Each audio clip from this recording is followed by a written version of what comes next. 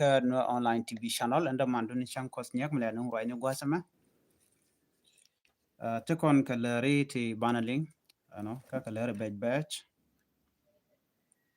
me jira me jidid gwasama go region jinde channel de je support de subscribe kede notification ba de je twan ko mete mi bre gwasama da shamala shubeke bana rach katin kon lat karodian kenyam bana rach ka kwiri ga medane shi to tiang ajan bana to gone ka jalera me riga ji to tiang doran kawulang ajan bi kon kwenon kenyam doran shal ke doma payam kawulang county jen charge book tiang kawar kuma jani ki kuma kilme yadit doma payam charge book kerenial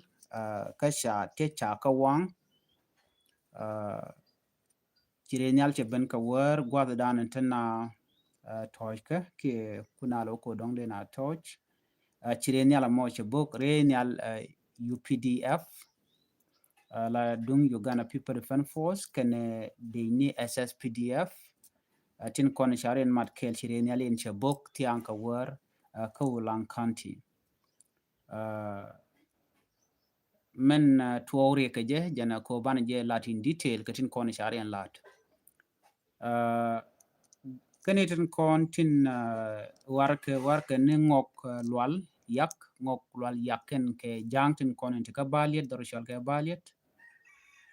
che joja gwanu si kume kirme yadit ano kume SSPDF ke Uganda People Defense Force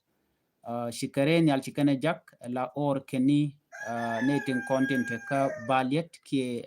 dukon cholo dinka ngok lwal yak kanetin kon tin cha or kaduop bokana ka jeme tai change ci kon lingano ci kurcha to doro shal ko baliet gwade dane ci ngwane nuori ki nuor wa ami shala do ci ke jen ci kan wurum kanetin kon tin la ngwani ki de ni SSPDF ka Bishop Force tintere wika baliet when mo shukor mo shuro shulat mi jikor mo cha tuogo ci jangla do cha kana ngok chop ke kine dang die je tewich okti kine dang die no no kokti kine dang die tini cha kana ka jodan chalat ke re kor mo chineti shop ke jen badda kudon wan ci yeken ci ke tesnientin ke report pai kana ladene ko report en yame no ke me chala da high radio lat ken no ne te nyam ken di jendi de barrow ka jibon de chop jen bakkel wi de diech you know anna mo chukala ro teken ke jibon de chop jen dang ro de bangwan you know alo ka kore shwari poden do dien chop no lo ne jen bakkel chikelu ba report de jaga chikana no dio je jibon de kon de chitega bot ko tesnien ci peng ne dial ci wona kan di chop ko jen badde gudon wan a jeri pore da ne sha no ci kon dial ling ko kore ci jang charen yode ka kel ke comedian shawude shwal ke shol ton ba lok die nge yen diale agat jani ka jen doro tie ke wula agat jana mom shol ton ba logo jen kan pol nan kel charen mat ci ken renyal SSPDF dung Uganda People Defense Force ci kan chu jak kana jak doro shwal ke me doma payam ka worien ka jang you know la janken shinamo cha tok tiang chicken we chicken wang kana to contin shwal ke jang so man ku kon ling janani chinetin konen ta ka balet gwasame no la dinya bishop ka kan dinya SSPDF kan dia la wa ka wa kare duara shwal ke me wulang ka chukin alo wa kana wa kan kanak men ci bot ken yam ka ren yal ci bodon ko bogaran ci kan boko je tiang gwan mi ta ga tiketin tini di tiketin but tel report mi chalat ka wo mo dong te ne ti ci te ne no kana ko la no mon tel report mi cha no but men chala ne je no kan tour ya share online ma mi di ke bol mi di mi cha tour gwad ran ci ga mo cha tok tin men ci ren yal ci boxing so no je gwan wona na en ren yal ci bok kan bong ni jen ke day bang dia ko jen wo che bok ke am ko line se diar wi pon ngai kona boken ke day ke chemical chit ke jat dong bukan jat be ken yorpin jat mo je ne chikan ladne ka nasel chi kon diale ne ne so no mo mi shiro da lat tiang ka jaslo an ji long gad jani dang rotin charen mat ko biken wari biken kana ka jen shane no ne anyong ai kono no uri shal kame man wuda pai kwan la kwar ran ulang la pal but jeremy jan ci kon dia la ngadi no cha kwanya te celebration ten tere which ka juba ane tu mwan ya ka je longa no cha ko gwa lo te ne tu kwa kim yadi kwa je congratulate no jani she wuda mo cha kwanya la ran ulang but last night then sha chunena sha bungena kare nyale what about the same people but tell me they will never condemn it and ring chicken me so ne me ring mi tuok dor shol kono me e wulang a tiang ka war ngoda woken ka woken ka advancing be kare wich ka wulang but do ma payam jendor dan cha dak ka wulang wini mi kwa ku jeno dong me ko bo kana wale ki chora lat but tena mori podi cha non ka ne to kon de ka bot ki mite ne ti shites yin tela mi chalat but problem jene ga tiketin you know so ne me there la kel chana nyoga we gwata me wan re which ka juba re wiki juba ka jo chalat gwata me chala do ne na no so before kan kono re wiki juba chana mandana chi tuok dora shal ka me bor chana jaling bor cha jang ti choko jandang ro la men jan ti jandang ro cha connecting men jan ti jandang ro to cha connect dora shal ke bor ko la win mi shal ke wer ko mo ti jang to kutin no ken jang ti cha men ken chop jandang ro cha connecting cha ka luch ne ti kono neke ti ken report no ko murle ni ala great people administrative area use ken ti kono chi were which bor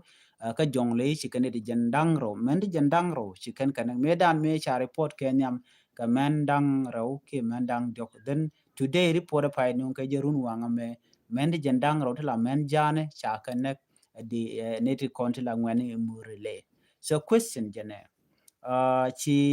SSPDF chikala do bika na bikan ka gang ka kor kami chikan me ke jikana kap re which bor gwade dan chi calling no chika red bell group chikana disam je je kon dia ling kane bika na bikan ka gang but na me chi murele je guje no advantage kake but te mo kwal goro no bialing murele ne to kono yos kake e kuma kirmi yadit ken ke tool ka kum kirmi yadit milian anen no let ken ti chorian lot let ken ka ko shaka law kir no ko ne de longa control but cha ka gur ku kir mi yadi no bala on nang ne ken so andor wut ko michal ka me michael makoy le de jan bor ken ne ka chan ne ko men ken jan dang ro so tele mi ku ma jala after right now ka kala do bi kan ko protect mi ngai kona muku mi buku ne kan jang dial re bor town kwa kuch ko mi chago jojan gwano ken ci tek den chala gwa ci jang ken dit ken ke kwar ken kana dier ka ke ci ke me kore ci tuong ne ken ya me chao ken chwa kana ngo chwa nyo lu jok kare di le la pai tu gan ta me ne ti jandang ro di cha ne ti la men kan dial so nyu je no ngode jang bu chu de long ko kap ka me ken jang ken ka kan ton wa ka la ko ba ka nek so jen ma dan le ro den ta me no mo so di yeri por me di na ngaji no cha jang ro ko jandang ro cha kan nak re which bor ka jongle amur le ne so cha rajme cha jalat ka cha je report online one ka dora shal ka me juba cha ne dang baro sha connect ne dang baro okay ne dang baro sha connect ka ne dang baro to tire dien te ka shekel dien shega mo erut sheng murut ne dang baro cha ne re wi ka juba ti shek teten mi tuogo na million kono ma gwada na ka nei dang barotin ke ni am report sha no ka nei dang diech but nei diala kono sha na ka nei dang baro te di shek muro te redien ka nei din kontin naka ka area actual ke dong der yang idea je mi jiram la te ke juba area mi chal ke lemun gaba ajen gwada dan naka natin ala nei di ti ka robbery ke chur wa chi ka ben diena wana mo wachi kana chulip mech barkana ena ram moten wana mo barkana nakane ideal lo te ke jibar tun wa long te ka bot dit kane tinji test ne immediately within she reke tokten en ram te wana mo mi chicken nen den nakane taram palkane so she needed to chicken dang baro chicken kana gwad mi mo they were shooting randomly within Juba Mana dien en bana nyok mi lat kono gwata me chane rach ka gad jan chitini ne me bala special report me de kono bana kula we ka dung Dr. Riek Machar kene kir me yadit no dio je chiridu ndi ala ngaje no chala do chi kir me yadit kene Dr. Riek Machar chi jigre wi ka juba bat chana kon gwi gwata me cha jojo gwanu ne gad jan shaka kam kwerti didn't tame re wiki juba gwanekien ci kon dial tiga ngejen wone ne gad garang wudi shalke ma biur garang chaja kwany la kwer la minister of environment cha kwany la kwer medi ngai kone dut sel pake ma yadit cha kwany la special envoy ke special program de kon lar nono kene de ti gwanekien tegere kume kire jala president nyaade envoy enyok wude shal keme ma biur garanda ma biur agat John garanda ma biur ala they are trying what they can got nate konte chi struggle they can collaborate jan tadan gor kan lo gor kan bikan power bikan bahinke right now chele te ko nga kina gwar ki cha ngak cha nga chien dan tekitin so man dien janene cha nyawut ko mun chal ke kol ma nyang juba cha jelat kwara bote ka kwartin kan ne ko kene wona ka wani gani ka te gwana ken te kare kuma ka te ka position ti dit kel ka gat ken so na me la roda mu kon le gwijani la kir che de me che kon dia la ngajen no position dana je kam wani ga urun be je to burun ngane je no wuro shal ka ma biur garang da ma biur jen a kwere ma kaman vice president ngai kon vice president la nyande so what do you think mo which man we retire ki wa je wo ki ba kam nga position ba kam gade kir mi yadi mu wo talk ko dong be jien kwere be position me be kam nga be kam nyade and kan ajen ne ni atama che garame che so ko no ko chi kon diala ngaji no la power ko the shift ki we ko wen ken timo ti chicken goro biken kwer biken ejek so again dana le rode na men tamo right now re dwaran kwana ben gwasa me ka kwi kirma yadit kana Dr. Riek Machar meeting dana chala no shore lat kam dire wiki juba so according to information in dana channel in kondial wa chi wudu shal kame kirma yadit ke tut galwak no kanedi ko kien wa chi ke jian chicken wo dor te Dr. Riek Machar teten lo wukan gwadula ka jo chalat gwaseme gwege jen wo mandul kane dong do badana dong de Dr. Riek Machar de je release ke je ki take some condition te dong kam ka Dr. Riek Machar te da agree upon misha agree dong da to gono de kan we re de na re malka ka je report de chala ne pan ko do to ko pan chala no can chika we ka chika odwal but outcome kana kon ngaj but what I hear kan it kon dong tie ke tin ngaj ka mandan le rode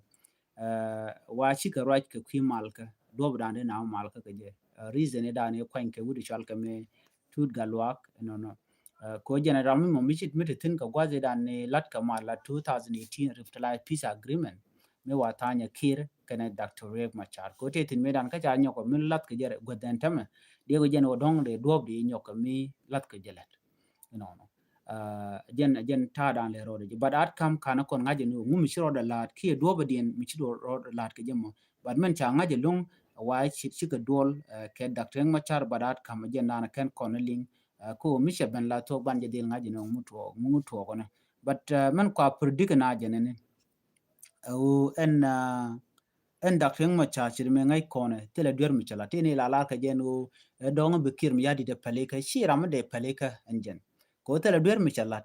no badil barar freely shengna men chi kon diala ngaje no cha Michael Makwelwe chaja kam power ko be Riek Machar be je yen ala be nyiri Riek Machar ki logo Riek Machar ko dio jadi nen bo ni ke jen tame kwa transitional government kwa je tan ke je te mi chalat wuri chal ka me Makwelwe chela do nen it does not mean that no this peace agreement cha je tan kam kir ma yadit kana Dr. Machar no self kir ma yadit bu let kel kana Dr. Machar jen self kir ma yadit will never work with Machar his own word malarjan larjan no chiri Machar che bu let kel kana nga kana kir a chen cha mal ba chen cha ja tan ba it will never happen jen we take all this delay maintain calling conke katisha plan kan jen kuma jani shi o ilu kan ni jen wode malder kan lokomo ke nyirin ka Dr. Machar ko dole en wuri shal ka me Michael McQuaid even care and mo now ke national election she point den wuri shal ka me the kir mi yadi chebe pat you know but I na murai kona cha chance cha go kame en Ramadan lung ne Dr. Machar ka machale look joga tap you know cha go kam ne je power ajo cha go no Michael McQuaid jin Ramadan la Minister of Justice you know ko jera me dan chiri diak che ko kan pin to ko ngude to ko nyira but te me bia ko ngai gwase me na me trap ko ku du shal ka me Michael McQuaid mu were ma char we la reject de ma la ne to wan no de ko jeno be Dr. Machar be janga be Dr. Machar be yen ko run to wan but guess what Riek Machar is not an easy person me de yen like that aka koron be kan jen wuri shal ka me Michael McQuaid kon kulu weto ibe Mike be Dr. Machar be je dak no wude me rai ne ka diala la de 1991 garage me ki tere me eta 1991 mi sha de minung ka kore ki tore wi ka South Sudan 2013 again lar ken no Riek Machar to go they are the one planning that ko ka ala planning ke limi kan let kan yal kan jang yal gor kono Riek Machar ba je dil joj bi chu do no lazy people te kan nur politician ko non tele mengai ke ba do de na de kan dori de kan la di you know so again ta dana gorkan mi shi ka Riek Machar can dismantle the rest of the people is along they can manipulate them shit ko kan manipulate in them and Riek Machar ka ruade gor de so dan go another thing Riek Machar che dier ke queen were no len were ka many people kan alaro Riek Machar am je ko te ne de manum to wajen Riek Machar ngum no yen Riek Machar shi no ka ru no nok je all jinubi re ruainika nika me da ne shaje wo kana all the cabinet ke 2013 do be wo ke je wo ke je ko ngai kire no jen corruption che jalat en kire ponje ko she gor ko jen take all the power to goro be Riek Machar be wo de me Riek Machar me bara che guji no by national election ba le ba jalat ko national election de jalat ke 2015 right and then ko ngai jen mubu to ko no mo la talk to goro be kor be to ke 2013 en kire Riek Machar da bar ko charge benak bar ne rode charge ni re wechi ka kore charge tiam cherme lat ken no ina me Riek Machar plan ku and fail me cha nyod bonu e ka jene me kelio ta gu jeno na me chi tok propaganda me dwale wudu shal ke me kir me yadit keje ka dwale ko binaw ke national election ko jen tada la lat ke dictator logo jeno binaw ke election ko dwale ko she which already cheje yar be dil gor no be teke ngwan to beralika to bram mo be kule joy keje jen do badane joje Riek Machar ro shulen ano alo wo jeno ro dai ko jene ana chi to gwad me na jen ana chi you know all these things so mi chikana mo mi Riek Machar mi go ben rar kashi 2015 dan the national election day lat keje chela ben entire dan e Riek Machar che demand ke no ba national election ba jela chairman ngai ke ne to la senior government official re kuma ka SPLM so chi kir chela nyoko mulu jitin you know jena kul ke 2015 e kwa mal kwa nyom mata keje Riek Machar che mal che de lo ko jen noko mal ko kene tuk e kire medwal joje no e kire medwal ko logo jeno ba election ba jela den cho kor jo to mi Riek Machar bu jogono jin wore wi ki juba den cho we ke den mi tot 1300 gwani mo tikki mi yate 1000 of soldier kene look show ko jene dong ba jagang Africa Union la ke IGAD ke European Union kene international community bana mo show be ken chenga international community kan tai dan nakana je kan address eno nuare ana ko ngai ko no me cha lan me kon dia ling took ke 2000 I mean I took on 16th December when ke end of December okay la changa wel die chang wel bakal actual chang wel bakal when ka tok run ka pai wero won kin dang wal jok jen gwa they talk 20,000 people tere wiki juba karwade chi outside kan ni ala terar kan kalat another thing ne ko ne nake ke te cha kwen ka point na te cha kwen ji UN ji Red Cross chi ne te cha yak ye te chilen te kanen but figure cha je ke ken ka do be chi kana ye ken ga jen kwan ka mo karwade there is the people te jiri china kuntin but up to now kana goro ba kin yadi baje nan ka hybrid code ke baje nan ka CC ke ba lelde she can all the blame she can kala winga we Dr. Riek Machar she can le road en tam right now no kon right no te kan war ko kuma dan le road ko te nur kan je ni re ke juba ni medane kwa nur kwa kana we karu ni shi kan nur and yet they are still holding position ko kador nur kati kan naf ko bi ka roch and o kan nur la la kan nur de kon mal de kon kuno rami mum la jor ka ban war den be jogo no el teni nene ka jeno che no de na te do go anda ne na te je and we saw dan ke liu ku kan demand a national election lat ke je but ne de duality ti cham ko weti ka dom choro these are the people den ko lat kari so mu chena mo jeni sha ngaje no chi 2015 chi kore ya to ke 20 ke 2016 ka presidential palace me ba da kuma char ba je kule nyoko mu joy ke jara jen taye da ne chere ma cha cha nyomu joy ke me cha cha ka exile jo ne ka South Africa jo te ne ke 2 years then ke 2018 cha nyoko jogo no amala lat ke kene lok cha nyoko jogo no jin wer ka juba ba kene lok me bi kule dak pin kana Simon ga do mu kule te ke SPLA yo kit gwang faction ngwale me charing ma char jogo no jin dio jen che kai ku chu ka kirim jadi no yang ma char gor no bi mal beben ko a man of peace chijen to koro can plan for it but we know the deal gorongot ten corner de wije roikaka ko she first liberation cha talk la liberation struggle then aka second phase me wo de which ne te la citizen te ku chu door they can kwara nokana they can kula kwan so jin michi struggle door this should not be a reward keji ko cha jal door ko jan ta dan te kim ya di kire ko cha jal door general ramadan and dong de na they benefit from it no jin chi tam shi to ku waje kula char ka kuide ne be ku kula tere kuide ko ja kam chance ramadan no kana ka kwan kana don ke de ya kirbo don ke de le ya doctor ma char don de la wera da din nanan ta tong mi don ya de ko de jo chi o jin chi struggle agent dong bu bi cham ko je dung we kele ma you should not use it as a family business okay a family asset che ko to ko tama so na me agenda na le rode reng ma char me mal ya tan che wore wuch so ka jen 2025 to continent ka kwi kor chi ko to ka na sar mo kwale yin doctor ma char tama chi kon dial ti ngai code che kir che the same tactic da me kana la ke 2013 kana nyom use kana 2016 che let chi kan te ke way chicken ring machar chicken trap but ring machar ngaje je gwan wo take dup to beted to be use code ngaje no gankaje ka constitution gankaje a international community ko en so dan meje cha je ka kor du meje je ka kor lo ko ala kem no de je so dan de kan ko feel proud no kon chine power chine use chine which ne but these people they did not use any single power kodi watani jene ke 2005 cha comprehensive peace agreement cha elat many me cha jugo no bia we don't bia ejek you know many me na wona ke independent no ke 2011 no because ran be defendant be ejek ku Dr. Machar men chal ke self determination nga wude chal ke me Dr. Machar okay but chikir mi yadi che dual che guje no mo mi ko ne medan me chi John Greng me chi yede jen cho chance je ko ba je kwanya langu ba je kwanya la kwer ajen chance dan je che chance de mi je makan John Greng makan liu so me chi John Greng chu liu den chu ten teram chi complain ko gar chi aga discipline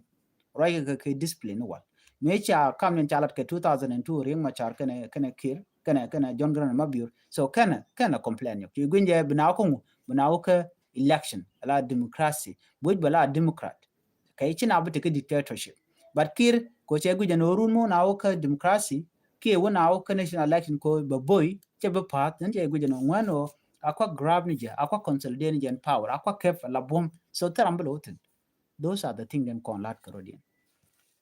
So to agenda na talk. So ndo la cha dul pan kan outcome kan na ben but ngai kon dia la no ring ma char bala free now ki election. Ring ma char chi o gor jeno betere kwerka to me ka analysis da. Ring ma char gor jeno she which de banje which gao ba je liberate again birama kwera be ja kwan. So mo ga na nyu drop kan dit en kon ten yam then by go generation away. But no generation me we gorma na lat ke dictator ti chit ke kim yadit tel we mbogwa chit ke tama di dia liuke di te ke dream ko de South Sudan there allow democrat country can ke liu but right now they are going liuke kan dia so angun ku kana left behind nothing so na mo ajen ku ne jen nyal de nyal ke je ka kir me yadit ko korpa de payo chi kon dia ne me chalat so kir che logo no ba election ba jalat dole jene to check kwarti de bijek no jena kwale cholo that is ridiculous wuri chalga men yal dinga ko ngum de kire char no en wote ka kwerma ba kan ka je ke election men ya da road no na ga je ne ke ngum cho ke election another thing ngum ba road ko na mi ra mi cha gor ngu ku road na ga je so ne me mi le road ki mi cho da lat mi de kon dia le kon te ka ngech so jo me jen jo dana le road en walle goro de nywa ye kel bu kona ngaje gwa no sa Sudan goro jeno bala which bu gwa ka goide che ba lora bang tel nuarten goide ba gwa ko tin nuarten ko sometime la nuare ko ragu jeno tin lat ko de wika so Sudan tikin ten ngada jeno ne ene de ka to wika so Sudan take meat of it jira mala nuar ngada no titin churo do kwen golka ko so Sudan mi chete ka mala kwidu ko dwal na ka jijin ramran no mu kwen kwaro benerun biya ka lokan ti diality ti cham ka ngwan ti ka duom shoro lot jen ta dan dwal ken ke je lokan no de ne ko kende ka do de kan je jala yana linga no tel mur tel ram bum chet karam mo mi jogo ne je limno ka do la bum bom kan yana ne la chal ge bom luma okay wa lum la bum elo so jen ta dan tin so mu gi kona ta bum ka ne ti gi ken no mu wa kon wa je wo to den chikan kon den chikan nyo je right now yer karodian do you think election ba ga kwan so no it will defend anyok man yer kon were jenen my final word okay guri dun ka chi ma no kunten kon guyen kan wode ka yenong met I mean to be specific jitok duel tok duel ma mu gi no guardian take a position mi dan te ten ba mi ne ka again this is one of the factor me yer kon but mula rana char outside the box belar no hena chanlen tok duel ka la na do no rekelu dera madera poje kelet kemije bara ina hotel po ko la gujin wa kane ti mun nga ka kamone ta ka ne ka ta jitok duel agwa me bine it kel so that's the reason so kan were la po kon long men le je ke shi mor chi ja no bi shi mor bi ga betray but bine ko ken bi ga betray ko nge je run chi bu te kel ka bu te ne ko kel but if you should think globally no nuara kel mala kon kula lar bichara no mu wa mi jeglat ba para nuara dial ndara gwa chi mi je ki dial de so na me am lero da amada dian kane ko na cha ko re ka juba shi kan celebration ni kan lat ku ko rin congratulate ko cha ko ni kim yadi waliu na gwa da me chiri payina lingane ano cha na bu tiang ka dor shal ka me do ma payam ko lan kanti these people they do not care about the corner shoot okay they don't care about the children just la link kane cha no na brano na bit bang you know you are congratulating somebody which are make a position karan baji congratulate goes down and shichar and otaka ne ka titipin to kwala ledike Juba is not the gwa dinigen other places are very important chitka da which run tomorrow Juba telot gwa dan we election will be unless bala dictator for the rest of these people life don't ne lar ne telem buka jek you know chiramenta murun ken wuke mbatka jen kan ka dom shoda lot so jo me gor jeno de nyaka yakel ene bana jika ka la radian chuji poro jeno jin bi shang fa YouTube channel bi je support ka bi subscribe tin